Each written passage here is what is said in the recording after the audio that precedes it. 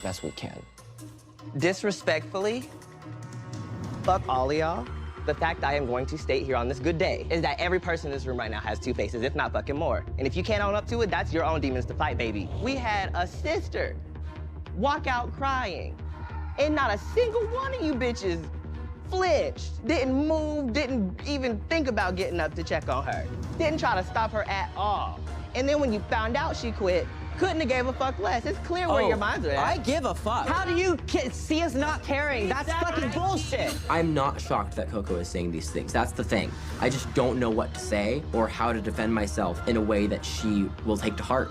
Melissa didn't just leave because she was tired of the competition or couldn't take the pressure. She left because of them, and they just can't seem to swallow that pill. You're not gonna sit here and paint Melissa out to be this person that just flew off the handle and held all this shit in. Because it's not that we're saying you weren't there for us at all. It's where you were when we needed you. I did nothing yet last episode but talked about how I wanted to see you in the top 3, how I think you're fucking incredible, how I told you in the cauldron to your face that I think it's cool that you do your shit last minute. I think that you're capable of that because I could never do that. And it's okay. One more person uses the term last minute to refer to me and my motherfucking drag on this day, you will suffer the wrath of my motherfucking curse. You act like I choose to do things last minute. Like if I stayed at home and lived with my mom, I would have plenty of time to work on my fucking drag too. But unfortunately, a bitch got rent and bills to pay. It's very interesting she did put your name as the name I brought up. Victoria, the one time that you threw Koco under the bus with the Boulay brothers, that you were like, oh, I threw like shade at Koco because she makes her shit last minute. That to me is a fucking red flag. Because when I said it, I said, these queens that want to do things last minute. I never said your name specifically. The fact that you even said that when you were guilty yourself, that was a comment that did not need to be made that came out of your mouth. And it's ironic of all episodes for it to happen that it happens on the episode where you got clocked for not having a personality again. All right, then don't talk to me anymore. I guess we're not friends anymore.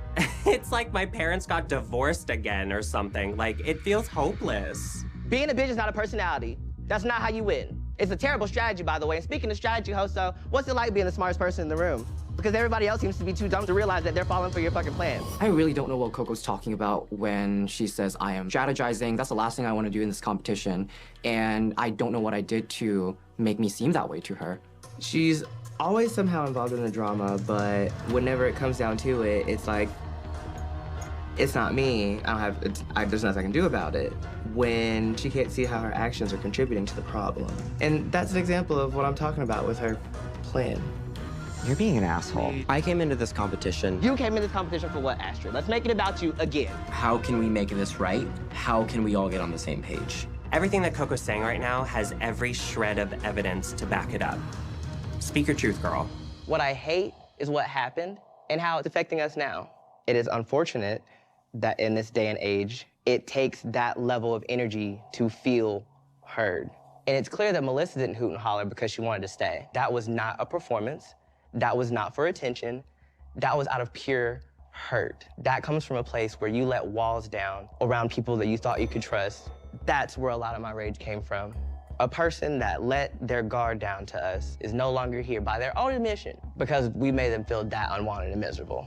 I hate that I had to read y'all as hard as I did, but I genuinely felt like there was no other way for y'all to understand exactly how actions that don't seem to affect others can simply have an effect on them by happening around them. I knew by being harsher on them, they would for sure take me seriously and understand the severity of the situation. Because I know that if I get too emotional, I'm immediately marked off as just being angry, and then I'm not taken seriously. I think it was a little harsh way to go about it, but it got the point across, and I'm just glad that we're talking about it now. I don't want us to continue on a bad road because I really enjoy having you as a friend. Likewise.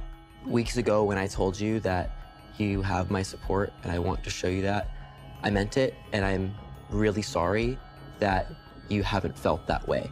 The cool thing about me is I feel intensely, but I move on from things. It takes a little while to get back to where we were, and I can't guarantee you that we will, but we can have these conversations blissfully, politely, delicately as we should. Yelling should not have to be the alternative, but it would be nice to be heard and understood at this tone. Yeah, indeed. Yeah, dope.